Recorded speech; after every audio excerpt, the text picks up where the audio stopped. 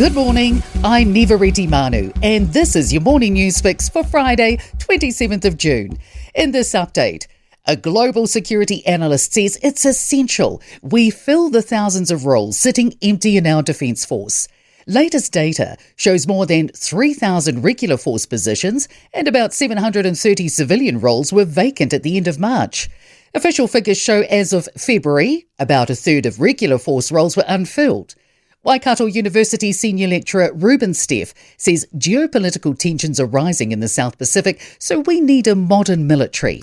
Imperial Japan got all the way down to the South Pacific in World War II. Australia and New Zealand in that war were basically on the chopping block. Yet there's almost no modern memory of this. Emergency services are on high alert in the Upper South Island. A local state of emergency is in effect for parts of Marlborough, with Spring Creek residents being warned to leave their homes. Fire crews have also been called to flooding in and around homes in Richmond and Motueka. Met Service says the top of the south is bearing the brunt of heavy rain. A severe thunderstorm watch is in effect for Auckland and Northland, and other parts of the country can also expect rain. Auckland City Rail Link is set to open with 19,000 peak passengers, much lower than earlier forecasts.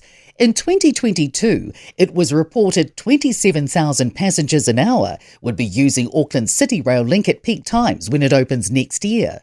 Auckland Transport Rail Services Group Manager Mark Lambert says they must operate the network in a financially responsible way, providing the right frequency and capacity of trains to meet demand.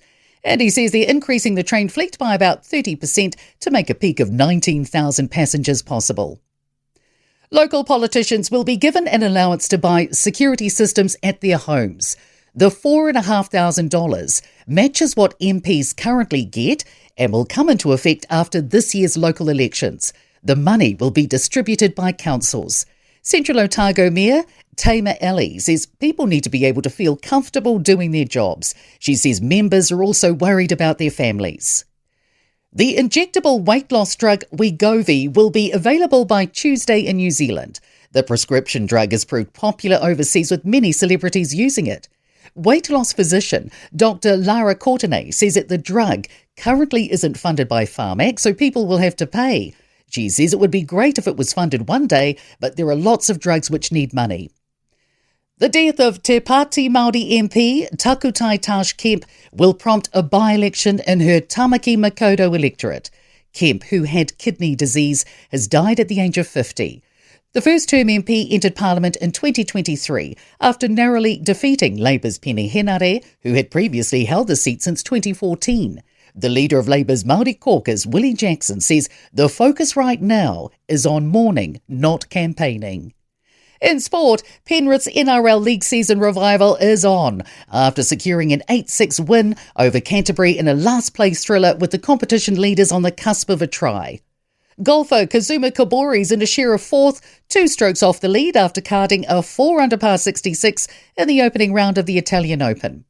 Kane Williamson, Devon Conway and Lockie Ferguson are missing from coach Rob Walter's maiden Black Caps squad for next month's T20 Tri-Series with South Africa and host Zimbabwe. Bevan Jacobs is in line for a debut. I'm Nivariti Manu, and that's your latest news fix. We'll be back with the next update at midday from the Newstalk ZB newsroom.